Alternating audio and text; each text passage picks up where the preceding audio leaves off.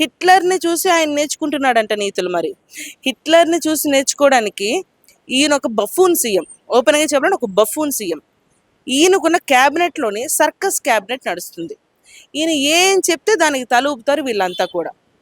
వీళ్ళు ఈ BRS party, ఈ కాంగ్రెస్ పార్టీ ఒకే నాణెం మీద రెండు మొఖాలు. వీళ్ళు ఏం చేస్తారంటే పగలేమో తిట్టుకుంటారు, నైట్ ఏమో అన్న తమ్ముళ్ళ కలిసిపోతారు. కాబట్టే రేవంత్ రెడ్డి ఓటుకు నోటు కేసులోనేమో కేటీఆర్ సపోర్ట్ చేశాడు. కేటీఆర్ ఫార్ములా రేసింగ్ ఇప్పుడు ఉంది కదా, ఆ కేసుకేమో రేవంత్ రెడ్డి సపోర్ట్ చేస్తున్నాడు. సో ఒకరు పరస్పర సపోర్ట్ చేసుకుంటున్నప్పుడు ప్రజలు ఇవన్నీ గమనిస్తున్నారు కదా. నిరుద్యోగం ఉన్నప్పుడు, సమస్య ఉన్నప్పుడు ఆనాడు నిరుద్యోగులు వెళ్ళి కొట్లాడితే లాఠీలతో కొట్టిన ప్రభుత్వం బీఆర్ఎస్ ప్రభుత్వం అప్పట్లో. ఈనాడు అదే విద్యార్థుల్ని పట్టించుకోకుండా హింస పెడుతున్న ప్రభుత్వం కాంగ్రెస్ ప్రభుత్వం.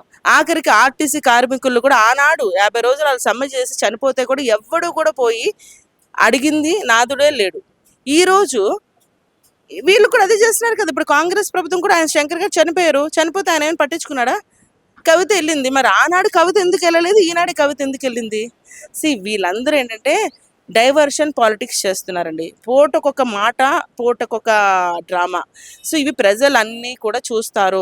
కాబట్టి మేము అందుకనే ఆ ధైర్యంతోనే మమ్మల్ని ఇప్పుడు నమ్ముతారు. ఎందుకంటే చూసేశారు, బీఆర్ఎస్ని చూసేశారు, ఏదైతే ఇప్పుడు ఉందో కాంగ్రెస్ని కూడా చూసేశారు. ఇంకా ప్రత్యామ్నాయం ఎవరున్నారు?